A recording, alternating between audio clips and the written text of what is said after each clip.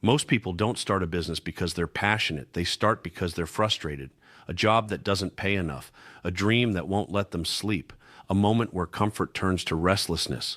But the question that matters most isn't can you start, it's can you stay? Because what no one tells you is starting is easy. You don't need permission, you don't need a degree, you don't even need a great idea. You just need a problem to solve and the courage to charge for the solution. But staying, that's different. Staying means showing up when you're invisible. It means investing money before you're making money. It means having conversations with yourself, some of which you won't like the answers to. So before you start your business, ask yourself a better question. What problem am I willing to suffer for? Because if you don't choose your pain will choose you. And business in the beginning is pain, uncertainty, rejection, isolation, and no one's coming to cheer you through it. But if you can survive that season, if you can build when no one's clapping, create when no one's watching, and keep going when nothing is working, then yes, you should start. Not for the money, not for the freedom, but for the person you become along the way. Every business starts with an idea, but not every idea is worth building. Some ideas are born out of curiosity, some are born out of boredom, and some, very few, are born out of pain, a real problem, a gap you've experienced, a friction people would pay to avoid. The truth is, your idea isn't valid just because it excites you. It's valid when it solves something someone else is already struggling with. The test is simple. Who is this for? What are they doing right now to solve the problem? Are they spending time, money, or energy trying to fix it? If you can't answer those questions clearly, you don't have an idea. You have a hypothesis, and that's fine. That's where many businesses start. But until it's tested, it's just potential. Real validation doesn't come from brainstorming. It comes from behavior, from people buying, sharing, asking, and coming back. An idea that gets likes isn't the same as an idea that gets paid. One makes you feel good. The other builds your business. So if you're serious about building something real, get out of your head and into the world. Talk to people. Listen more than you speak. Notice what annoys them, delays them, costs them time or money. Because the best ideas don't come from invention, they come from observation. There's a moment in every business journey that feels like the end. You've done everything right. You launched, you posted, you pitched, and nothing's happening. No clicks, no customers, just silence. This is where most people quit. Not because they're lazy, not because they're unmotivated, but because they were sold a lie. That if you're good, success comes quickly. The truth, being good doesn't guarantee anything, especially not in the beginning. Growth takes time, and more importantly, consistency. And that's where most people fail. They plant seeds and then dig them up to check if they're growing. They change directions every 2 weeks. They switch niches, rebrand, start over, searching for something easier, but it's not easier, it's just new. And the new will eventually feel hard too. Here's what most successful people won't tell you. The turning point usually happens after the breakdown, after the moment you almost gave up, after the month that nearly broke you, after the thing you thought would work didn't. That's when you figure out what you're really made of. That's when people start watching quietly to see if you'll keep going. And that's when you earn the thing you've been asking for, momentum. But you don't get it by trying harder. You get it by staying longer. So if you're here and you feel stuck, don't quit. Don't pivot. Don't burn it all down. Take a breath, zoom out, and stay in the game. Everyone talks about freedom. I want to work for myself. I want passive income. I want to escape the 9 to 5. But freedom has a price, and most people don't want to pay it. Here's the real cost. Doing boring things over and over again without immediate results. That's the part no one posts about. It's not designing logos or launching websites. It's sending cold emails at midnight. It's tracking numbers that don't change for weeks. It's explaining your offer 100 times until someone finally says yes. The freedom you want, the money, the schedule, the impact, it's buried under a mountain of repetition.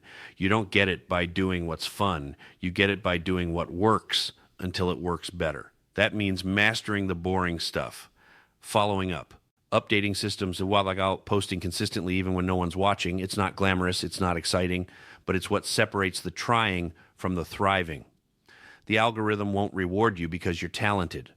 The market won't pay you because you're passionate. It rewards people who show up every single day, even when they're tired, even when it's boring, especially when no one's clapping. That's the real price of freedom. And the ones who pay it, they're the ones who earn it.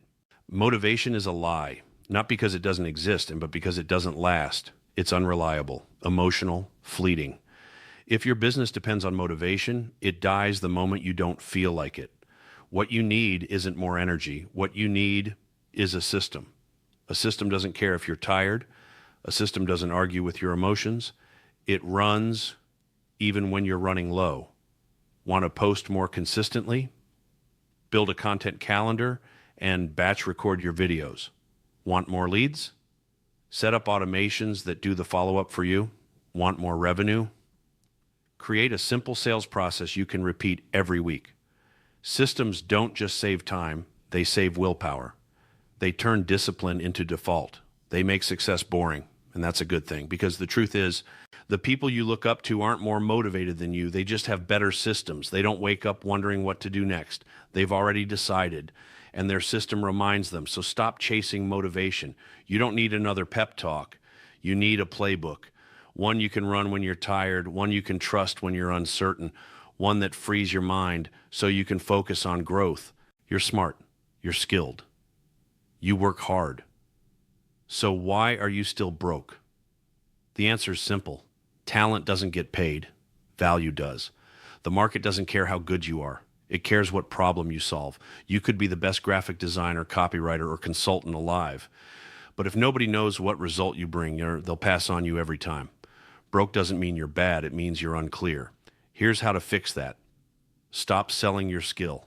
Start selling your result. Don't say, I do social media. Say, I help local businesses get 10, 20 leads a week from Instagram. Don't say, I do websites. Say, I turn people's browsers into buyers. Get specific. Speak their language. Make the value obvious. People don't buy services. They buy outcomes. And they don't want to learn your craft. They want their pain gone. That's it. So if you're talented but still struggling, don't get better. Get clearer. Because when the message is right, the money follows. You wear all the hats, build the brand, make the content, talk to the clients, fix the website, post on social media. You're the CEO, the assistant, the marketing team, all in one. And people call it hustle. They call it grind mode. But let's call it what it really is. Burnout with a fancy name. You're not weak. You're just overwhelmed because no one builds a business completely alone, not the ones that last. Behind every self-made success is a mentor who helped them skip the guesswork, a friend who hyped them up when no one else believed, a VA, contractor, or freelancer who took just one thing off their plate.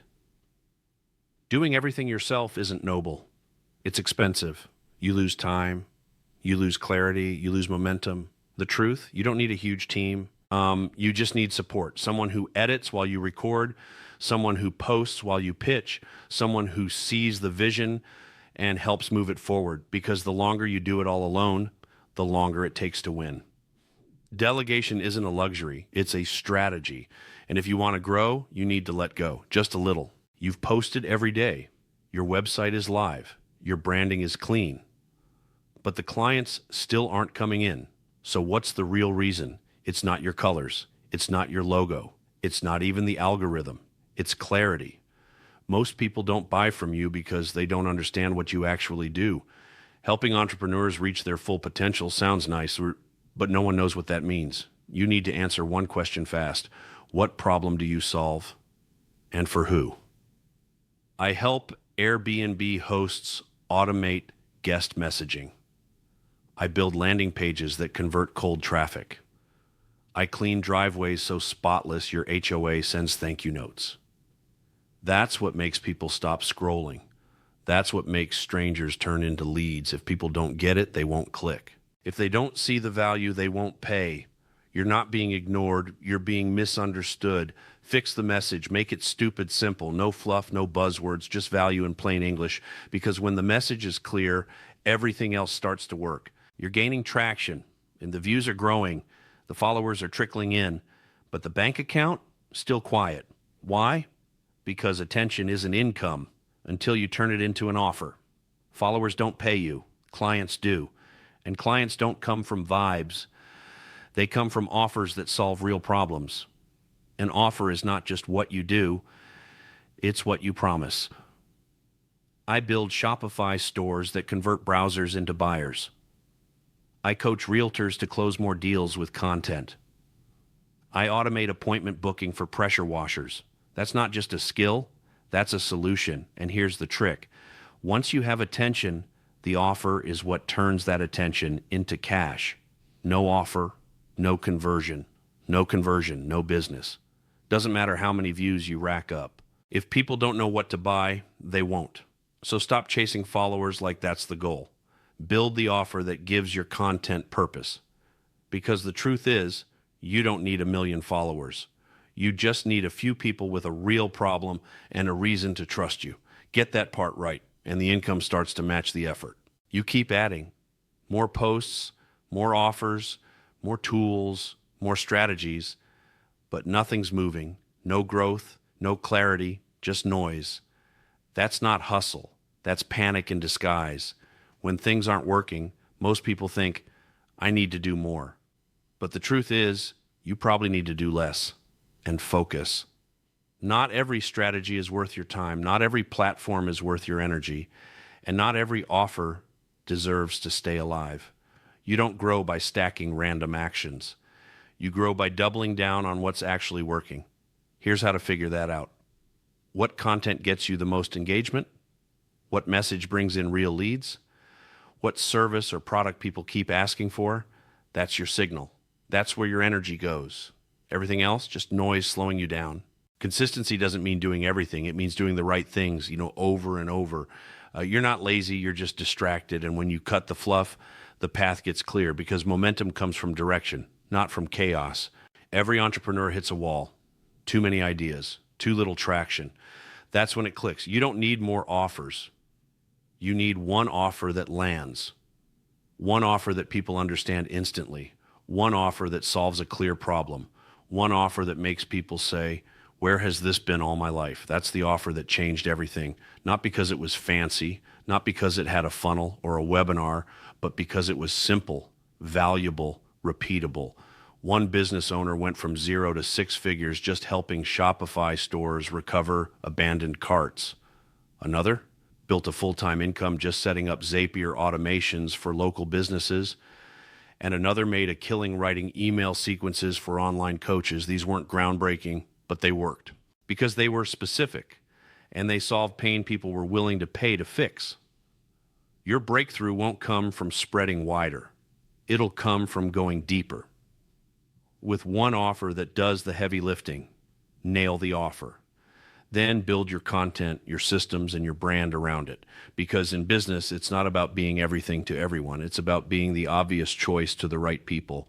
You're drowning in tools, AI schedulers, CRMs, chatbots, Zapier flows, but still no sales, still no clarity, still no momentum. That's the trap. You think automation is the solution, but automation can only scale what already works. If you're not getting leads manually, automating it won't magically fix it. You don't have a system problem, you have a clarity problem. Do people understand what you do? Do they know how to work with you? Is your message clear and relevant to a specific pain? If not, no software will save you. Automation is powerful, but only when built on solid foundations. Before you automate, test your offer with real conversations. Validate your messaging in the comments. Close a few deals manually. Only then do you layer in tools to scale what's proven, because no tool can replace understanding your audience. No app can replace learning to communicate clearly. The real shortcut is clarity. Clarity in your niche, clarity in your offer, clarity in your next move.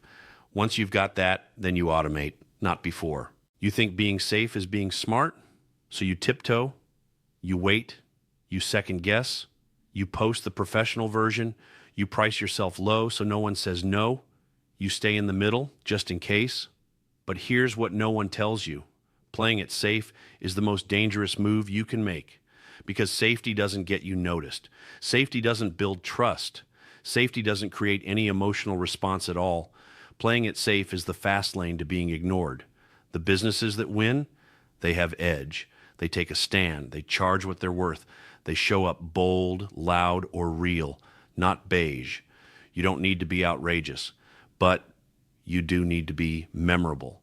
You need to say something that makes someone stop scrolling. You need to make an offer that makes someone feel something. You need to show up with conviction, not just content. You can't inspire action if you're afraid of judgment. You can't build momentum if you're still tiptoeing. Safe doesn't scale. Clear, bold, and true. That's what moves people. So if you're stuck, ask yourself, am I being real and or just being safe? One will grow your business. The other will grow your doubts. At first, it's all about the yes. Yes to every client. Yes to every job. Yes to every dollar. But then it hits you. Not all money is worth it. Some clients drain your energy. Some jobs kill your confidence. Some opportunities cost more than they pay. That's the dark side of early business. You trade peace for pennies. But growth, real growth, comes when you learn to say, no, that's not for me. The wrong money will distract you. It'll clutter your calendar. It'll pull you away from your bigger goals. And the longer you chase it, the longer it takes to build something real. Saying no isn't arrogance, it's alignment. You say no to clients who don't respect your process, work that doesn't match your direction, money that comes with chaos. Because every no to the wrong thing is a louder yes to the right one. This is how professionals operate. This is how brands get built, not by grabbing every dollar, but by standing for something clear. So if it's not aligned, if it's not worth the cost, let it go. The right money is coming, but only if you make space for it. You keep waiting to feel ready, motivated, inspired. But let's be real. Some days you won't feel like doing a thing. And that's fine, because building a business has nothing to do with how you feel. It has everything to do with what you've built to fall back on. Motivation is emotional. Systems are structural. One fades, the other holds. Think about it. The YouTuber who posts every week doesn't wait to feel creative. They follow a script. The freelancer who never misses a deadline doesn't rely on willpower. They have templates and timers. The business that scales runs on SOPs, not vibes. When you don't feel like showing up, a system shows up for you. So if you're stuck in that loop, I just need to get motivated again. Stop, get structured instead. Set deadlines even when no one's watching. Batch your work when you have the energy. Use templates so you're not starting from scratch. Schedule your output and stick to it. The truth is, the most successful people don't have more motivation. They just have fewer decisions to make. They built systems that run whether they feel like it or not.